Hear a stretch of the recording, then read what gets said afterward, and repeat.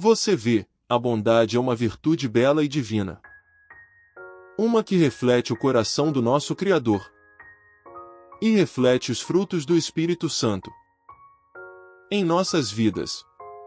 As Escrituras nos ensinam a amar os nossos vizinhos.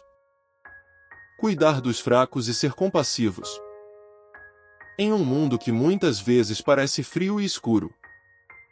No entanto, por mais poderosa e cristã que seja a bondade, ela precisa ser equilibrada com discernimento. Na cultura de hoje, onde agradar as pessoas é frequentemente confundido com amor, muitos crentes se sentem emocionalmente exaustos, espiritualmente esgotados e distantes de seu chamado divino. Tudo em nome de ser bonzinho. A mensagem transmitida e a parada de ser bondoso com todos, inspirada pelos ensinamentos de Billy Graham, trata dessa questão com clareza, sabedoria e verdade bíblica. Vivemos em um tempo onde dizer sim para todos é celebrado, onde estar constantemente disponível e generoso sem fim é visto como a forma mais elevada de bondade. Mas esse tipo de bondade sem controle, sem discernimento espiritual, abre a porta para manipulação, uso indevido e distração do propósito de Deus. Nem todos que sorriem para você têm seus melhores interesses em mente. Nem toda mão estendida para você vem de um lugar de sinceridade. Como crentes, somos chamados não apenas a amar, mas a ser sábios. A ser tão sábios quanto as serpentes e inocentes como as pombas. Mateus 10:16. Isso significa reconhecer quando nossa bondade está sendo explorada e aprender quando dizer não. Afastar-se ou estabelecer um limite. Jesus, a própria personificação do amor, não se entregou a todos. Ele curou os doentes e acolheu os marginalizados, mas também discerniu os corações dos homens. Ele se afastou das multidões para orar. Recusou-se a realizar milagres sob demanda.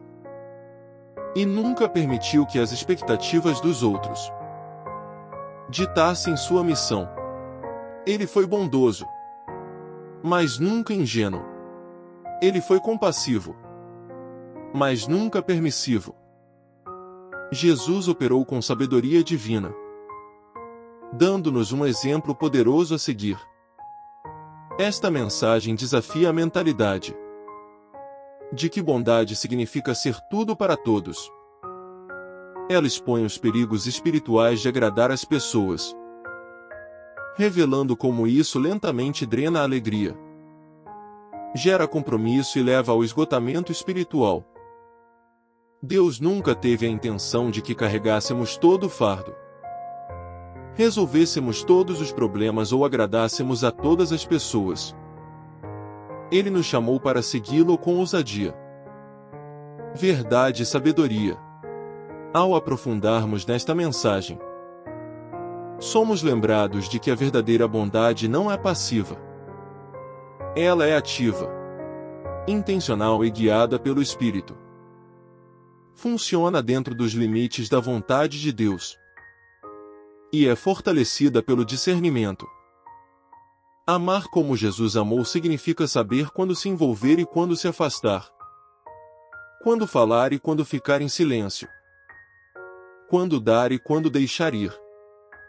Somente então, nossa compaixão pode trazer verdadeira transformação. Não apenas para os outros, mas para nós mesmos. Em um mundo que celebra a aprovação e os aplausos, esta mensagem é um convite divino para nos levantarmos acima de agradar as pessoas e andarmos com ousadia na liberdade e na verdade do propósito de Deus para as nossas vidas. A bondade é uma das expressões mais claras do coração de Deus através do seu povo. Ela é um fruto do Espírito. Gálatas 5, 22, uma marca da verdadeira transformação. E um reflexo do amor de Cristo em nós. Mas como crentes, devemos entender esta verdade poderosa. Bondade sem discernimento pode se tornar uma armadilha. Quando a bondade não é guiada pelo Espírito e fundamentada na sabedoria, ela pode nos levar ao esgotamento, engano e distração espiritual. Deus nunca nos chamou para sermos tapetes para o mundo. Ele nos chamou para ser luz, andando tanto no amor quanto na verdade. Graça e sabedoria. Provérbios 4, 7 diz que a sabedoria é a principal coisa. Portanto, obtenha sabedoria. E com toda a sua obtenção, obtenha entendimento. Isso nos diz que, embora a bondade possa abrir portas, é o discernimento que nos diz se devemos atravessá-las ou não. Muitos de nós fomos ensinados que ser bondoso significa dizer sim para todos, ajudar a qualquer custo, dar sem limites e nunca virar ninguém para trás. Mas essa não é a bondade que Jesus modelou. Ele foi cheio de compaixão, mas nunca ingênuo. Ele curou corações partidos, tocou um leproso e acolheu os pecadores. Mas também se afastou daqueles que se recusaram a crer. Ele se retirou das multidões para orar. Lucas 5, 16, recusou-se a realizar milagres sob demanda. Lucas 23, 8 e falou a verdade forte, mesmo quando ofendia João 6, 66. Por quê? Porque sua bondade sempre foi guiada pela vontade de seu Pai. Ele sabia que nem todos que se aproximavam dele tinham boas intenções. Mas Jesus não se entregou a eles, porque ele conhecia todos os homens e não precisava que ninguém testificasse sobre o homem, pois sabia o que estava no homem. João 2, 24-25. Há um poderoso perigo em mostrar bondade sem discernimento. Ela abre a porta para manipulação. O inimigo é astuto. Ele frequentemente envia pessoas não para te abençoar, mas para te sobrecarregar. Ele envia exploradores disfarçados de amigos, manipuladores encobertos em necessidade, e distrações vestidas como oportunidades divinas.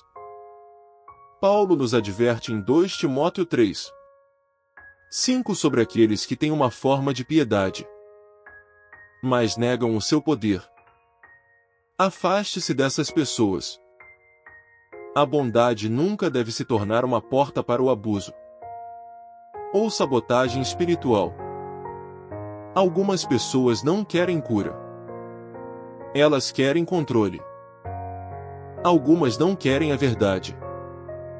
Elas querem afirmação.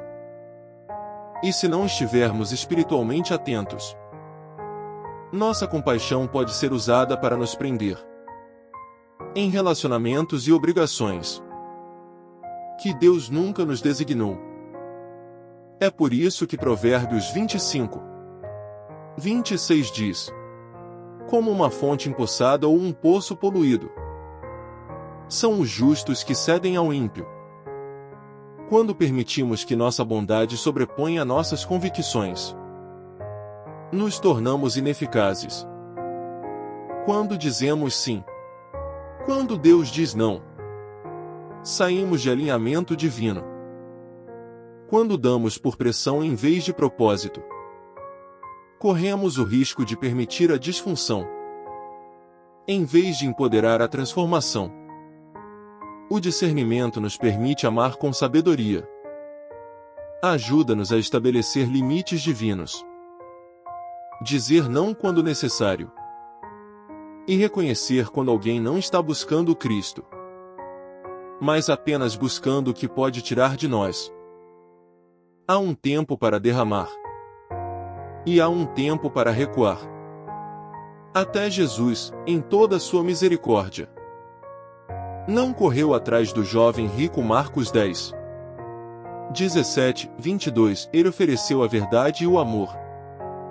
Mas quando o homem foi embora, Jesus o deixou ir. Ele não diminuiu o padrão nem implorou para ele ficar. Por quê? Porque verdadeira bondade honra a liberdade. Ela não força, não implora. E não permite rebelião. Às vezes, a coisa mais amorosa que você pode fazer é deixar alguém ir embora. Às vezes, é no seu silêncio e separação que Deus faz sua maior obra na vida deles. O discernimento é a lente espiritual que nos ajuda a ver além das palavras. Para os motivos, ele dá peso à nossa bondade e propósito às nossas ações. Hebreus 5, 14 nos lembra que alimento sólido pertence aos adultos, aos que, por causa da prática, têm as suas faculdades exercitadas para discernir tanto o bem quanto o mal. À medida que crescemos na fé, devemos treinar-nos para reconhecer quem é genuinamente enviado por Deus e quem é enviado para distrair ou destruir. O povo de Deus não foi chamado para viver com medo, mas para viver com sabedoria. Estamos chamados para viver em sabedoria, para não endurecer nossos corações, mas para guardá-los. Provérbios 4, 23. Devemos ser gentis, mas não ingênuos, generosos, mas não imprudentes, compassivos, mas sem comprometer. Nossa bondade deve estar enraizada na verdade, guiada pelo Espírito Santo e guardada pela sabedoria. Jesus disse em Mateus 10, 16: Vejam, eu envio vocês como ovelhas no meio de lobos. Sejam, portanto, astutos como as serpentes e simples como as pombas. Este é o equilíbrio que devemos viver. Se você se encontra drenado, sempre dizendo sim, mas raramente sentindo paz, peça a Deus por discernimento. Ore por sabedoria. A bondade é divina, mas deve ser guiada. Deve ser orante. Deve estar alinhada com o Espírito Santo. Não permita que o inimigo transforme seu presente de compaixão em uma porta de distração. Escolha hoje andar tanto no amor quanto no discernimento, assim como Jesus fez. E você descobrirá que sua bondade, quando dirigida pelo Espírito, trará não apenas alívio, mas verdadeira transformação. Se esta mensagem ressoou com você, reserve um momento para pausar este vídeo e fazer 3 coisas. Clique no botão de curtir. Inscreva-se para nos ajudar a alcançar 100.000 inscritos. E deixe um comentário com as palavras: estou aqui para glorificar aquele que me escolheu. Meu Deus, meus amigos, quando olhamos para a vida de Jesus, vemos o exemplo perfeito de amor, misericórdia e graça. Ele curou os doentes, alimentou os famintos, perdoou os pecadores e acolheu aqueles que a sociedade rejeitou. Seu coração sempre esteve voltado para os quebrantados, os perdidos e os desesperados. E ainda assim, em toda a sua compaixão, Jesus nunca foi manipulado, nunca foi enganado, e nunca se distraiu do seu propósito divino. Ele nos mostrou que a verdadeira compaixão não é passiva. Ela é poderosa, sábia e profundamente enraizada na vontade do Pai. Como seguidores de Cristo, não somos chamados apenas para refletir seu amor. Somos chamados para modelar seu discernimento. Sua compaixão não foi agradar as pessoas. Ela foi movida por um propósito. João 5:19 diz, em verdade vos digo, o Filho não pode fazer nada de si mesmo. Ele só pode fazer o que vê o Pai fazer. Isso significa que até mesmo seus atos de misericórdia foram intencionais, não reativos. Ele não curou todas as pessoas que viu. Não atendeu todos os pedidos. Houve momentos em que ele se afastou. Momentos em que ele reteve milagres. E momentos em que ele se recusou a responder. Por quê? Porque ele foi guiado pelo Espírito, não pela pressão da multidão. Ele sabia que a verdadeira compaixão nem sempre significa consertar o problema. Significa responder em obediência. Quando permitimos que nossas emoções conduzam nossa compaixão, frequentemente acabamos permitindo padrões prejudiciais. Em vez de ajudar alguém a crescer, damos quando deveríamos esperar. Entramos quando Deus os está chamando para permanecerem firmes. Aliviamos a pressão quando Deus está usando a pressão para produzir mudança. Um exemplo perfeito disso é a parábola do filho pródigo. O pai amava profundamente seu filho, mas ele não correu atrás dele. Deixou-o ir, permitiu que ele enfrentasse as consequências de suas escolhas. E confiou que Deus trabalharia em seu coração. Lucas 15:17 diz que quando ele se encontrou, aquele momento de transformação não veio do resgate, mas da realidade. Se o pai tivesse seguido seu filho, o resgatado muito cedo ou pagado sua dívida, o filho talvez nunca tivesse se arrependido. Essa é a compaixão guiada pelo Espírito. Ela sabe quando intervir e quando recuar. É importante lembrar que sentimentos não são a autoridade final. Deus Jeremias 17:9 nos adverte que o coração é enganoso mais do que todas as coisas e desesperadamente corrupto. Quem o pode conhecer? Se seguirmos nossas emoções sem buscar a sabedoria de Deus, podemos facilmente interpretar a compaixão como sempre dizer sim, sempre ajudar, sempre resgatar. Mas há um amor mais profundo. Um amor maduro que sabe quando esperar, quando liberar e quando dizer não. A compaixão guiada pelo Espírito não abandona as pessoas, mas também não sobrepõe o processo de Deus na vida delas. Considere como Jesus lidou com um homem no tanque de Betesda. João 5. Esse homem estava doente há 38 anos, esperando alguém ajudá-lo a entrar na água. Jesus se aproximou dele e perguntou: Você quer ser curado? Ele não assumiu automaticamente que o homem queria mudança. Ele fez uma pergunta que perfurou a superfície da necessidade para chegar ao coração do desejo. Isso é o que a compaixão guiada pelo Espírito faz.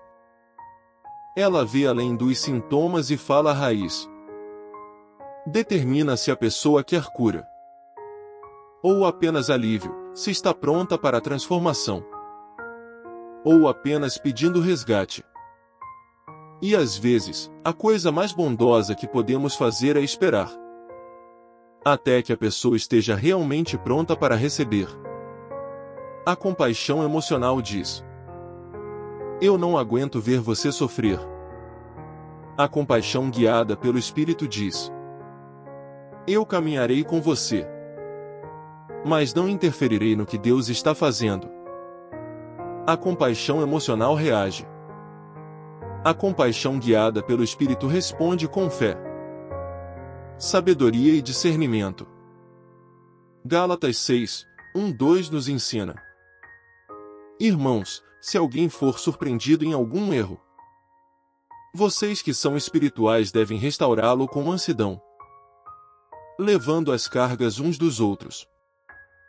Observe a instrução: aqueles que vivem pelo Espírito são os chamados a restaurar. A restauração, a cura e a verdadeira ajuda vem através daqueles que andam em sintonia com o Espírito, não apenas movidos pela emoção momentânea. Nosso chamado para ajudar os outros não é um chamado para abandonar a sabedoria. É um chamado para uma entrega mais profunda, onde confiamos mais na voz de Deus do que em nossos próprios sentimentos. Quando a compaixão é guiada pelo Espírito, ela produz frutos duradouros. Ela empodera, levanta e leva as pessoas à verdadeira liberdade. Não há dependência. Ela não apenas alivia o sofrimento por um momento.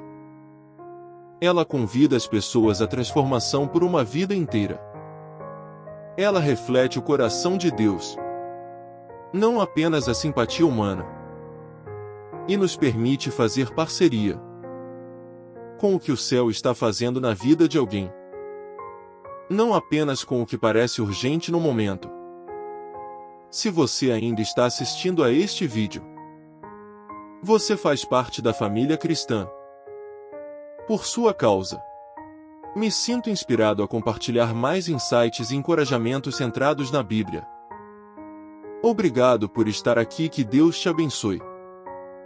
Então, hoje, peça ao Espírito Santo que guie sua compaixão. Antes de dizer sim, antes de dar, antes de resgatar, faça uma pausa e ore. Deixe Deus direcionar sua resposta. Porque quando a compaixão flui do Espírito, ela se torna mais do que um simples ato de bondade. Ela se torna um instrumento divino de mudança. Em um mundo cheio de ruído, distração e demandas emocionais, o discernimento não é apenas uma ferramenta útil. É uma proteção divina. Como crentes, não somos chamados apenas para viver de maneira bondosa. Somos chamados para viver de maneira intencional. E nada protege seu propósito divino como o discernimento espiritual. O discernimento é a capacidade de ver além da superfície, de reconhecer o que realmente vem de Deus e o que é enviado como distração. É o filtro espiritual que nos ajuda a navegar em relacionamentos, oportunidades e até mesmo em atos de serviço com clareza e intenção. Hebreus 5, 14 diz: mas o alimento sólido pertence aos que são maduros, aos que, pelo uso contínuo, têm as suas faculdades exercitadas para discernir tanto o bem quanto o mal. Em outras palavras, o discernimento não vem automaticamente. Ele vem com a prática, oração e caminhada próxima com o Espírito Santo. Você tem uma missão divina de Deus. Você foi criado com intenção, formado com propósito e equipado com dons únicos para cumprir o chamado de Deus sobre a sua vida. Mas o inimigo sabe que, se não pode te destruir, ele tentará te distrair. E muitas vezes, essas distrações vêm na forma de coisas boas, pessoas necessitadas, causas que tocam seu coração, ou oportunidades que parecem promissoras, mas não são ordenadas por Deus. Sem discernimento, você se verá despendendo energia em lugares onde Deus nunca te enviou, investindo em relacionamentos que te drenam, e dizendo sim a toda demanda, até que sua força se acabe. e seu propósito comece a se tornar turvo. É por isso que Provérbios 3:5 diz: confie no Senhor de todo o seu coração, e não se apoie em seu próprio entendimento. Em todos os seus caminhos reconheça-o, e ele endireitará as suas veredas. Não podemos nos dar ao luxo de tomar decisões baseadas apenas em emoção ou urgência. Devemos submeter tudo a Deus para clareza. Até Jesus, que tinha o poder de fazer qualquer coisa, não tentou fazer tudo. Ele não curou todas as pessoas. Não atendeu todas as necessidades. Não foi onde a multidão queria. Ele foi onde o Pai o guiou. Isso é discernimento em ação. Em João 11, quando Jesus soube que Lázaro estava doente, ele não correu para curá-lo. Em vez disso, ficou onde estava por mais 2 dias. João 11:6. Por quê? Porque seu tempo era diferente das expectativas humanas. Seu objetivo não era apenas curar Lázaro. Era revelar a glória de Deus por meio da ressurreição. Esse é o poder de andar em discernimento. Ele nos permite seguir o tempo divino, não a pressão emocional. O discernimento também nos protege de relacionamentos que ameaçam nosso propósito divino. Algumas pessoas entram em sua vida não para apoiar seu propósito, mas para distrair ou desviá-lo. Elas podem parecer bondosas, até espirituais, mas seus motivos não são puros. Jesus nos alertou sobre isso em Mateus 7:15, dizendo: cuidado com os falsos profetas, que vêm a vocês disfarçados de ovelhas, mas por dentro são lobos devoradores. Sem discernimento, podemos confundir manipulação com ministério e aprovação com alinhamento, apenas porque alguém elogia seu domingo. Não significa que essa pessoa seja segura para seu chamado. Judas andou perto de Jesus, ouviu seus ensinamentos e parecia ser um discípulo leal, mas o traiu por 30 peças de prata. É por isso que o discernimento deve ser nossa oração constante. Senhor, ajude-me a ver o que o Senhor vê. Pessoas motivadas pelo propósito precisam se sentir confortáveis em decepcionar os outros. Nem todos entenderão o seu não. Nem todos aplaudirão seus limites. Nem todos concordarão com suas prioridades. Mas você não foi chamado para agradar as pessoas. Você foi chamado para agradar a Deus. Gálatas 1:10 diz: estou agora tentando ganhar a aprovação de seres humanos, ou de Deus, ou estou tentando agradar a pessoas. Se eu ainda estivesse tentando agradar as pessoas, não seria servo de Cristo. O discernimento te dá coragem para proteger o que Deus colocou em suas mãos, mesmo quando isso ofende os outros. Por que dizer sim para todos os outros, à custa de seu propósito? Não é bondade. É o inimigo. O inimigo nem sempre se apresenta como um leão rugindo. Às vezes ele aparece como um amigo que te drena. Uma oportunidade tentadora ou uma necessidade aparentemente urgente. Mas quando você anda em discernimento, começa a ver através da névoa. Ouve a voz de Deus mais claramente. Torna-se mais consciente das armadilhas que antes te prendiam. E, o mais importante, permanece focado no caminho que Deus marcou para você. Isaías 30:21 promete: quer você vire para a direita ou para a esquerda, seus ouvidos ouvirão uma voz atrás de você dizendo: este é o caminho, ande por ele. Esse é o prêmio do discernimento. Clareza no caos. Então, hoje, peça a Deus por discernimento. Como Salomão fez. Ore para ter olhos para ver e ouvidos para ouvir o que o Espírito está dizendo. Não deixe que seu chamado seja sequestrado pela distração.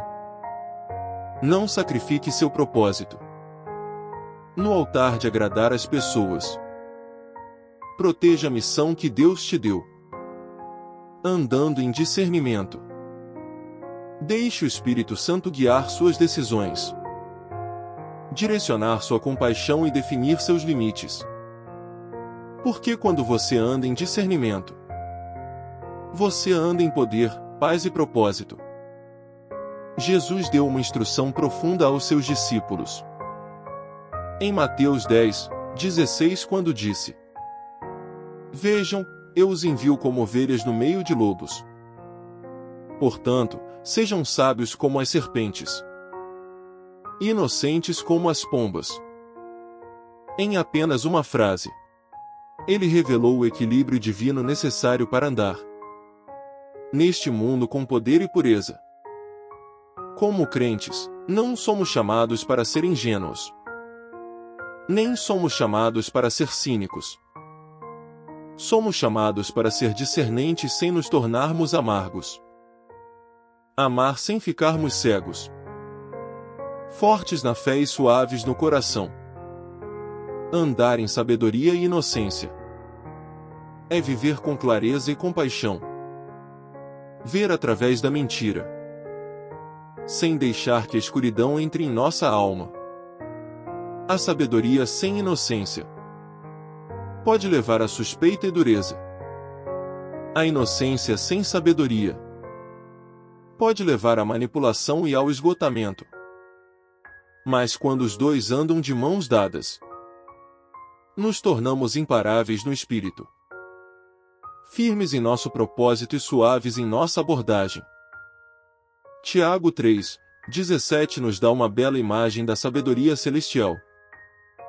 A sabedoria que vem do alto é, primeiro, pura, depois pacífica, amável, disposta a ceder, cheia de misericórdia e bons frutos, sem parcialidade e sem hipocrisia. É isso que somos chamados a viver. Sabedoria que está enraizada na pureza e no amor, não no medo ou na vaidade. Jesus foi a personificação perfeita desse equilíbrio.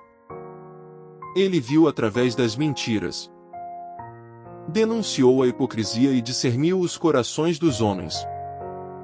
Ele não foi enganado por palavras suaves ou elogios rasos, mas nunca parou de amar. Nunca se tornou amargo. Nunca perdeu sua compaixão pelos perdidos. Mesmo quando advertia sobre falsos profetas. Ele chorou por Jerusalém. Lucas 19:41. Mesmo ao confrontar o pecado, ele ofereceu perdão. Mesmo sendo traído, ele lavou os pés de seu traidor. Essa é a força de andar em sabedoria e inocência. Não é fraqueza. É o tipo mais profundo de maturidade espiritual. Como crentes, hoje devemos orar por esse equilíbrio divino. O mundo está cheio de engano. Lobos vestidos de ovelhas. Lisonjas que escondem manipulação. E situações que parecem boas, mas são enviadas para distrair. 2 Coríntios 11:14 nos lembra. E não é de se admirar, pois o próprio Satanás se disfarça de anjo de luz. É por isso que não podemos nos dar ao luxo de sermos ingênuos. Devemos testar os espíritos. 1 João 4:1 Examinar os frutos e seguir a orientação do Espírito Santo em cada relacionamento, cada oportunidade e cada porta aberta. Mas à medida que nos tornamos sábios nas artimanhas do inimigo, Não devemos permitir que essa consciência endureça nossos corações. O objetivo não é se tornar suspeitos de todos. O objetivo é permanecer sensíveis à verdade. Guiados pelo amor, cobertos pela graça e fundamentados nas Escrituras. Andar em sabedoria e inocência também significa saber quando se envolver e quando se afastar. Jesus não perdeu tempo discutindo com os fariseus, que não tinham interesse na verdade. Ele respondeu quando isso se alinhava com sua missão. E ficou em silêncio quando discerniu suas intenções. Da mesma forma, nem toda batalha é nossa para lutar. Nem toda conversa merece uma resposta. Há sabedoria em saber quando falar e quando permanecer em silêncio. Quando confrontar e quando seguir em frente. Eclesiastes 3:7 nos lembra. Há um tempo para ficar em silêncio e um tempo para falar. A inocência não significa fraqueza. Significa humildade. A sabedoria não significa dureza. Significa discernimento. Quando essas qualidades trabalham juntas, elas protegem o seu espírito e preservam o seu propósito. Este chamado também significa que nunca devemos deixar o mal que vemos ao nosso redor corromper nossos corações. Romanos 12:21 instrui: não se deixem vencer pelo mal, mas vençam o mal com o bem. Mesmo diante da traição, do desgosto ou da injustiça, devemos guardar nossa inocência. Devemos escolher o perdão, não a vingança. Misericórdia, não amargura. Integridade, não compromisso. Por quê? Porque o inimigo quer usar a dor para te esfriar. Quer que a traição torne seu coração amargo. Mas Deus te chama para mais alto. Ele te chama para permanecer suave em suas mãos. Não importa o quão difícil o mundo se torne. Andar em sabedoria e inocência é ver claramente. Mas responder com bondade é viver com os olhos bem abertos e o coração totalmente entregue a Deus. É resistir ao mal, confrontar o engano e ainda orar por seus inimigos. É confiar em Deus o suficiente para deixar que Ele guie suas respostas. Defina seu ritmo e guarde seu coração. Esse caminho nem sempre é fácil, mas é o único que leva à verdadeira força, paz inabalável e impacto duradouro. Então, se você se sente cansado pelas distrações ao seu redor, peça a Deus para restaurar sua inocência. Se você foi ferido e agora luta para confiar, peça a Ele para renovar sua sabedoria com amor. Deixe o Espírito Santo te guiar nesse belo equilíbrio. Porque quando você anda em sabedoria e inocência, você anda como Jesus. E não há maneira maior de viver. Meus amigos, em um mundo que celebra o compromisso e teme a confrontação, ficar firme na verdade tem se tornado cada vez mais raro. Mas é exatamente isso que Deus chama o seu povo a fazer. A verdade nem sempre é confortável. E certamente nem sempre é popular. Mas ela é eterna, imutável e poderosa. Como seguidores de Cristo, não fomos chamados para diluir o Evangelho, para se encaixar na cultura. Somos chamados para proclamá-lo ousadamente em amor, mesmo quando ofende. Jesus disse em João 14:6: Eu sou o caminho, a verdade e a vida. Ninguém vem ao Pai senão por mim. Isso não é uma afirmação politicamente correta.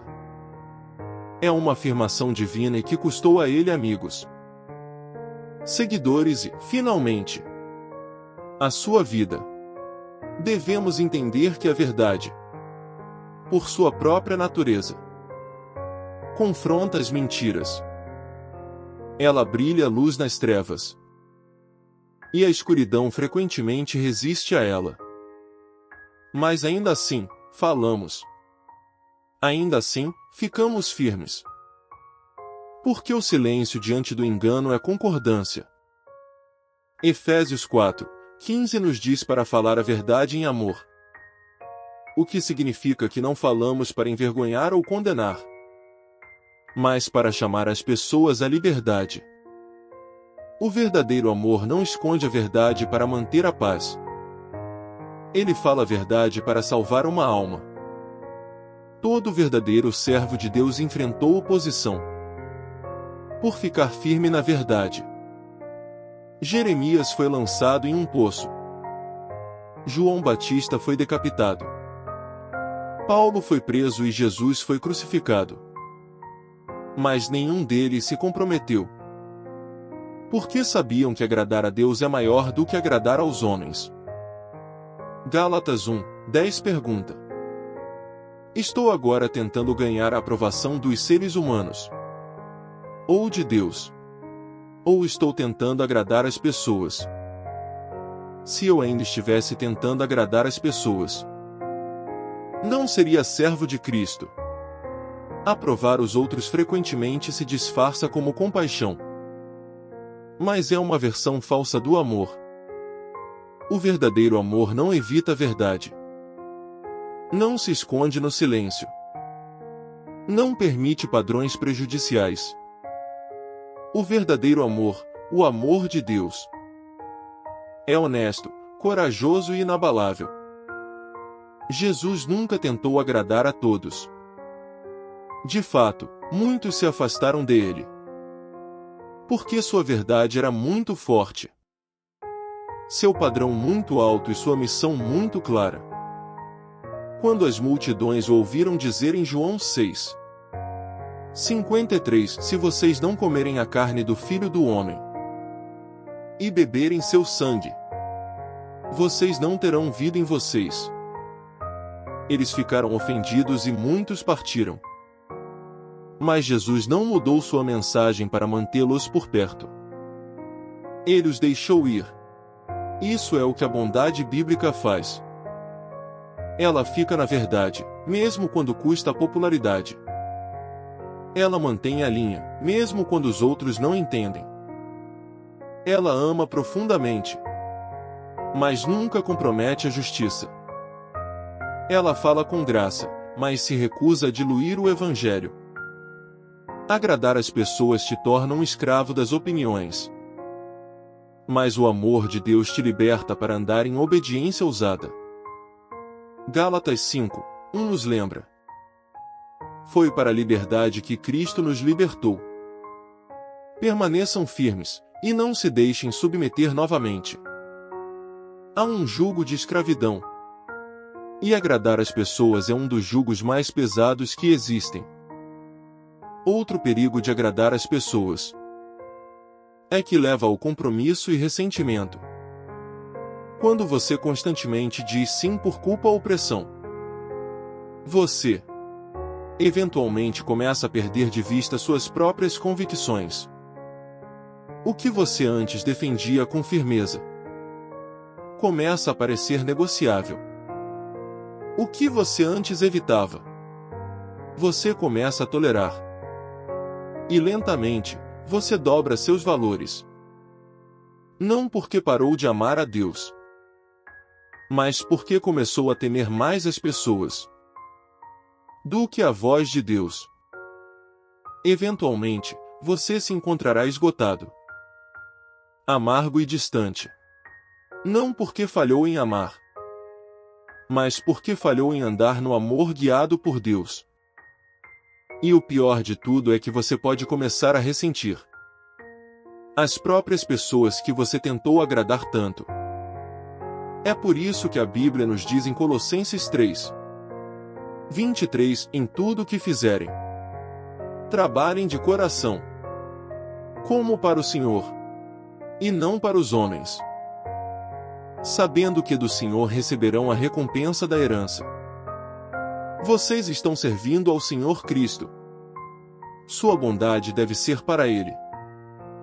Sua compaixão deve ser dirigida por Ele. Seus deveres, seus serviços, suas dádivas devem ser guiados pelo Espírito Santo, não por pressão ou culpa.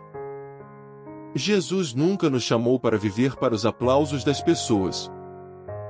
Ele nos chamou para pegar nossa cruz e segui-lo. E às vezes isso significa desapontar os outros. Às vezes isso significa caminhar para longe. Às vezes isso significa dizer não, quando o mundo espera que você diga sim. Mas lembre-se disso, Deus vê sua obediência. Ele honra sua rendição.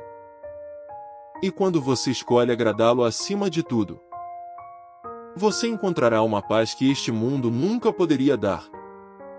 Salmo 118, 8 declara: é melhor buscar refúgio no Senhor do que confiar nos homens.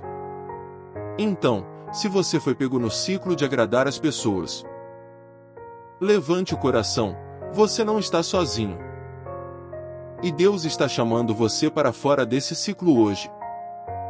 Ele quer te libertar do medo dos homens e encher você com ousadia para segui-lo totalmente. A bondade ainda é seu chamado, mas ela deve ser guiada pelo Espírito, não pela pressão dos outros. Deixe de lado o peso da aprovação e entre na liberdade da obediência. Uma das verdades mais mal interpretadas na caminhada cristã é esta: estabelecer limites não é egoísmo, é divino.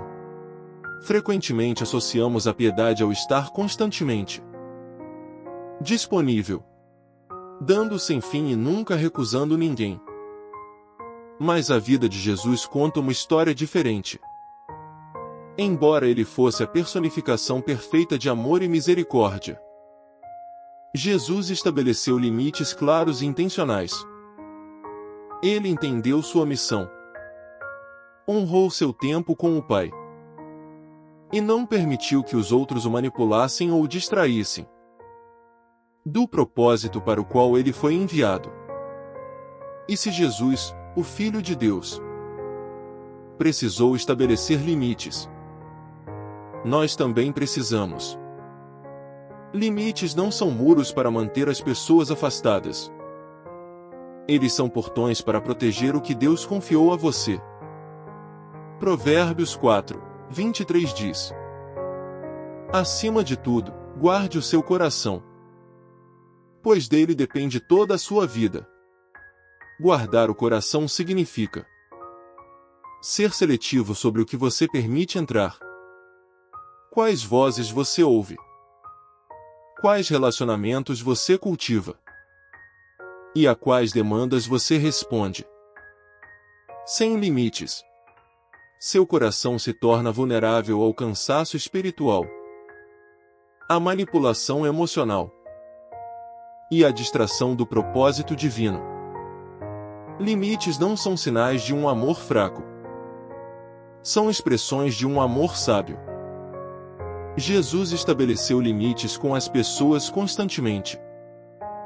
Ele não curou todas as pessoas em Israel. Ele não respondeu a todas as demandas das multidões quando ele precisava de descanso.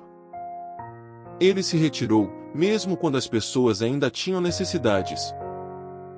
Marcos 1, 35-38 nos diz que, muito cedo pela manhã, enquanto ainda estava escuro, Jesus se levantou, deixou a casa e foi para um lugar solitário onde orou. Todos estão te procurando, disseram. Mas Jesus respondeu: vamos para outro lugar, para que eu possa pregar lá também. Foi para isso que eu vim. Ele não deixou a urgência dos outros substituir sua missão. Ele honrou o que Deus o enviou a fazer. acima das expectativas das pessoas. Havia momentos em que Jesus disse não, mesmo quando parecia que a coisa amorosa seria dizer sim. Quando a multidão exigiu outro milagre, depois de ser alimentada, Jesus não fez milagres para agradá-los. Ele os redirecionou para a verdade. João 6, 26. Quando o jovem rico queria a vida eterna, mas não estava disposto a abandonar sua riqueza, Jesus o deixou ir. Marcos 10, 21-22. Ele não diminuiu o padrão. Não correu atrás dele. Ele ofereceu a verdade e deixou o homem fazer sua escolha. Esse é o poder dos limites divinos. Eles criam espaço para Deus trabalhar nos corações, sem permitir padrões destrutivos ou compromissos. Limites também protegem seu tempo, energia e foco dados por Deus. Efésios 5, 15-17 diz: tenham cuidado com a maneira como vocês vivem, não como insensatos, mas como sábios, aproveitando ao máximo cada oportunidade, porque os dias são maus. Seu tempo não é para ser gasto atendendo a cada demanda que aparece em seu caminho. Sua energia não é um poço sem fim para os outros beberem quando quiserem. Quando você estabelece limites, você se torna um bom mordomo dos recursos que Deus colocou em suas mãos. Você pode dizer sim com alegria quando for uma missão guiada pelo Espírito. Por que você disse não ao que não é? Muitos crentes lutam com culpa ao estabelecer limites, temendo serem vistos como frios, egoístas ou sem amor. Mas as Escrituras nos lembram de que amor sem sabedoria é perigoso, e ajudar sem discernimento pode levar à habilitação. Gálatas 6, 5 nos diz: cada um deve levar sua própria carga. E apenas alguns versículos antes, somos instruídos a carregar as cargas uns dos outros. Gálatas 6, 2. Há uma diferença. Cargas são aqueles fardos inesperados e esmagadores que ajudamos os outros a carregar por amor. Mas as responsabilidades diárias são aquelas que cada pessoa deve administrar. Estabelecer limites nos ajuda a distinguir entre os dois. Somos chamados a ajudar, mas não a carregar o que os outros se recusam a assumir. Limites também nos alinham com o tempo e o ritmo de Deus. Até na criação, Deus modelou o descanso. No sétimo dia, ele parou, abençoou o dia e o santificou. Gênesis 2, 2, 3. O descanso não foi uma sugestão. Foi parte do plano de Deus. Jesus seguiu esse ritmo também. Ele se retirava frequentemente para lugares tranquilos para reiniciar, para se reconectar com o Pai. Limites criam espaço para descanso, oração e reabastecimento, que são vitais para uma vida espiritual forte. Você não pode derramar nos outros se estiver vazio. Você não pode ouvir a Deus claramente se estiver constantemente cercado por barulho. Finalmente, limites ensinam os outros a te honrar. E, finalmente, a honrar a Deus através das suas interações com você.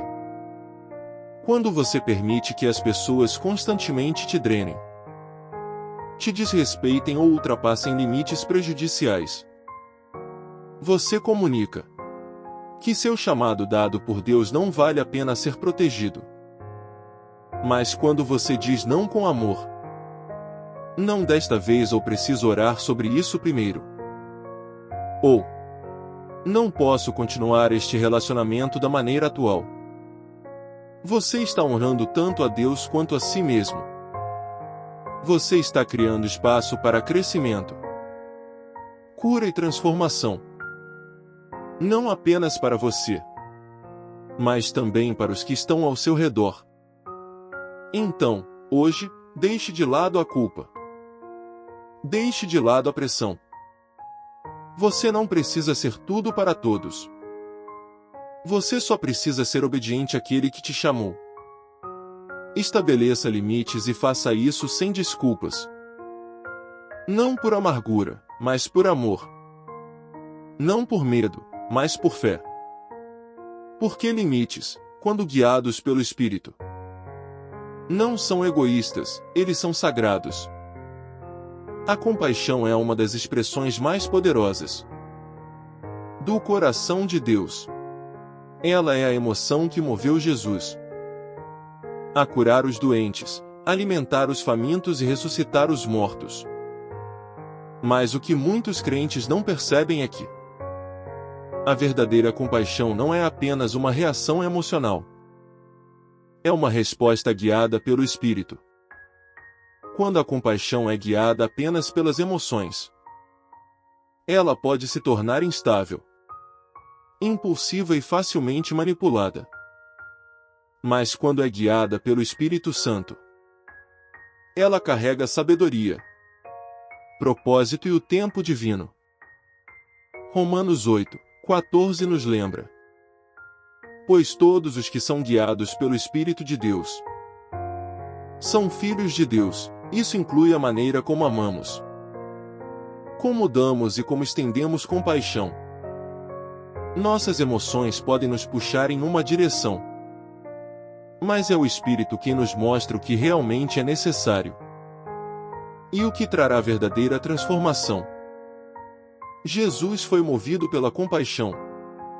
Sim, mas nunca por compulsão emocional ou culpa. Sua compaixão sempre esteve alinhada com a vontade do Pai. Em João 5:19, ele disse: o filho não pode fazer nada de si mesmo.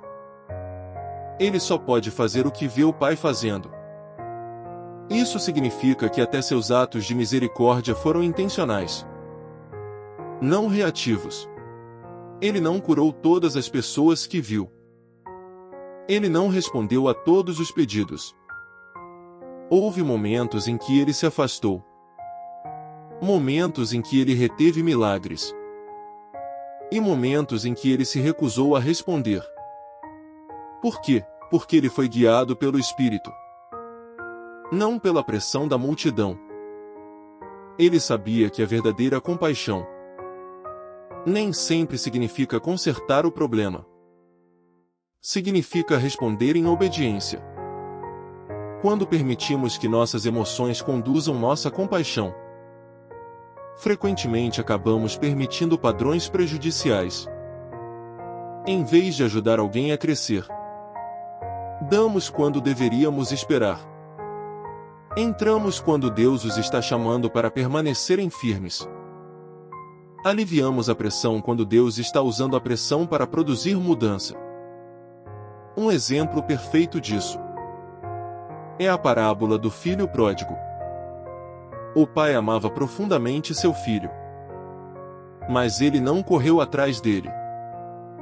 Deixou-o ir, permitiu que ele enfrentasse as consequências de suas escolhas e confiou que Deus trabalharia em seu coração. Lucas 15:17 diz que quando ele se encontrou, aquele momento de transformação não veio do resgate, mas da realidade. Se o pai tivesse seguido seu filho, o resgatado muito cedo ou pagado sua dívida, o filho talvez nunca tivesse se arrependido. Essa é a compaixão guiada pelo Espírito. Ela sabe quando intervir e quando recuar. É importante lembrar que sentimentos não são a autoridade final. Deus é. Jeremias 17:9 nos adverte que o coração é enganoso mais do que todas as coisas e desesperadamente corrupto. Quem o pode conhecer? Se seguirmos nossas emoções sem buscar a sabedoria de Deus, podemos facilmente interpretar a compaixão como sempre dizer sim, sempre ajudar, sempre resgatar. Mas há um amor mais profundo. Um amor maduro que sabe quando esperar, quando liberar e quando dizer não. A compaixão guiada pelo Espírito não abandona as pessoas, mas também não sobrepõe o processo de Deus na vida delas.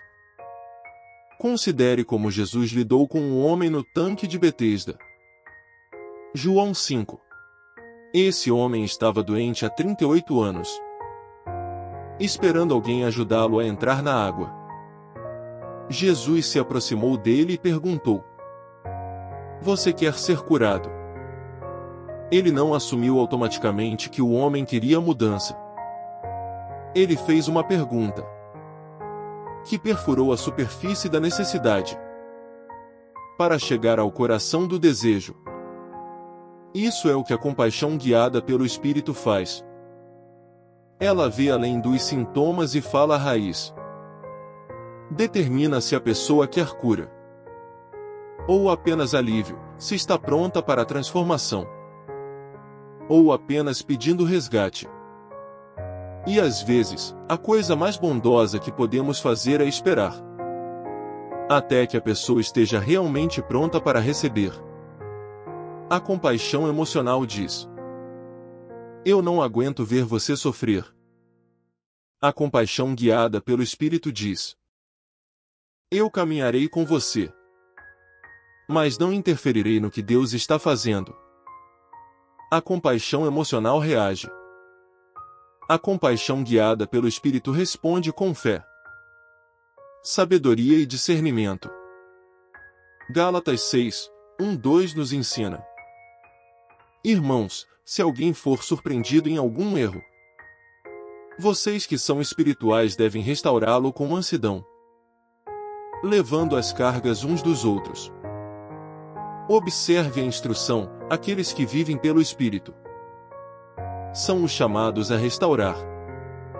A restauração, a cura e a verdadeira ajuda vem através daqueles que andam em sintonia com o Espírito, não apenas movidos pela emoção momentânea. Nosso chamado para ajudar os outros não é um chamado para abandonar a sabedoria. É um chamado para uma entrega mais profunda, onde confiamos mais na voz de Deus do que em nossos próprios sentimentos. Quando a compaixão é guiada pelo Espírito, ela produz frutos duradouros. Ela empodera, levanta e leva as pessoas à verdadeira liberdade. Não há dependência. Ela não apenas alivia o sofrimento por um momento. Ela convida as pessoas à transformação por uma vida inteira. Ela reflete o coração de Deus, não apenas a simpatia humana, e nos permite fazer parceria com o que o céu está fazendo na vida de alguém, não apenas com o que parece urgente no momento. Se você ainda está assistindo a este vídeo, você faz parte da família cristã. Por sua causa, me sinto inspirado a compartilhar mais insights e encorajamentos centrados na Bíblia. Obrigado por estar aqui e que Deus te abençoe.